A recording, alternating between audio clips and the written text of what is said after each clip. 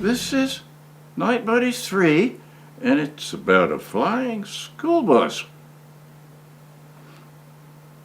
What's tropopause, Cross? Top of the troposphere, buddy. Back where the sign says. What's troposphere? Lowest part of the atmosphere, where most all the air is. I looked out and saw more airplane lights, but they were way below us. The altimeter pushed through 40,000 feet. Hey, Cross! R. He was stretched out with his eyes shut. Planes don't fly around much up here, do they? His eyes opened. Real rare, buddy. Maybe a couple of souped-up spy planes. Could we bump into one? I'm thinking of putting in some more rise. No, man, they're spies. They'd see us coming. Okay, I'm gonna do it. Go for it, said Cross. Let's get on up there and take care of business. You doing okay? Okay as I can.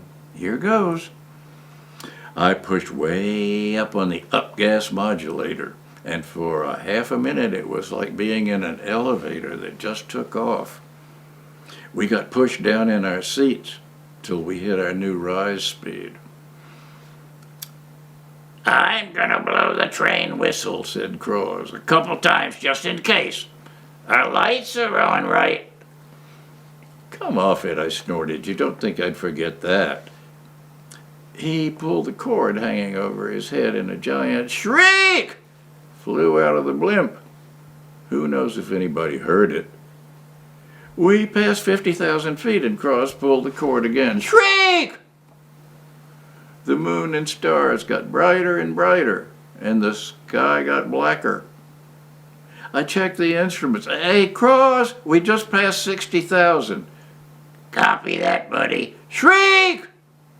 We were shooting up really fast, and boy, were we ever by ourselves now. We sailed through 70,000, then 80,000, with Crosley blowing the train whistle every 10 seconds. When we passed 90,000, I eased back on rise, and we slowed down, and I eased back some more.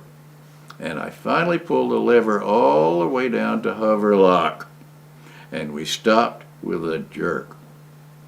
We were sitting up there in the middle of a whole lot of nothing. The earth was down, way, way down, and mostly dark, with a sprinkling of little white patches where the towns were. If we looked way out, we could see the curve where everything fell away.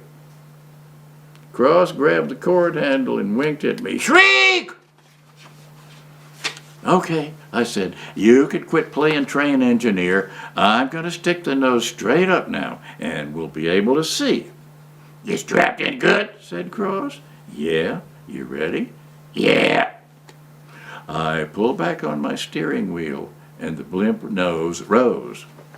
And I pulled back more and more till we were pointing straight up.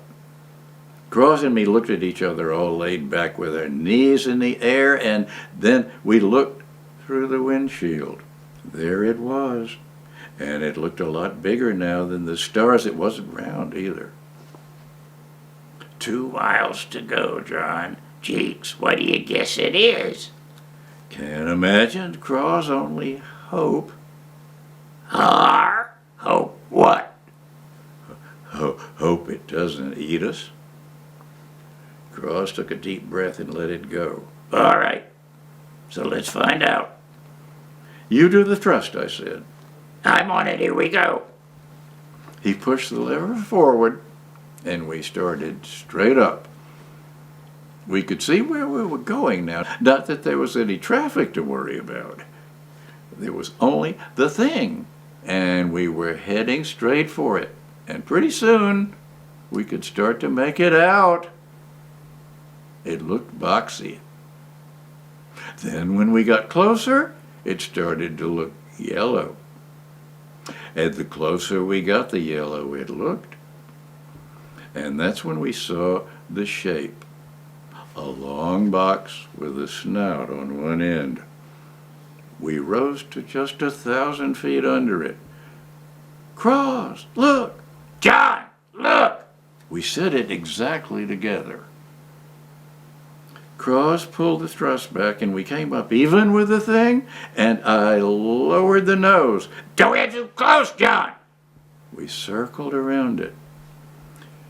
What it was a school bus, and it was held up by a big bunch of thick weather balloons that can go real high without popping. All different colors, too. Cross and me didn't say zilch. We stared at the school bus and looked at each other and stared back at the bus. It was just like any school bus. Yellow all over with Borough Public Schools 264 on both sides.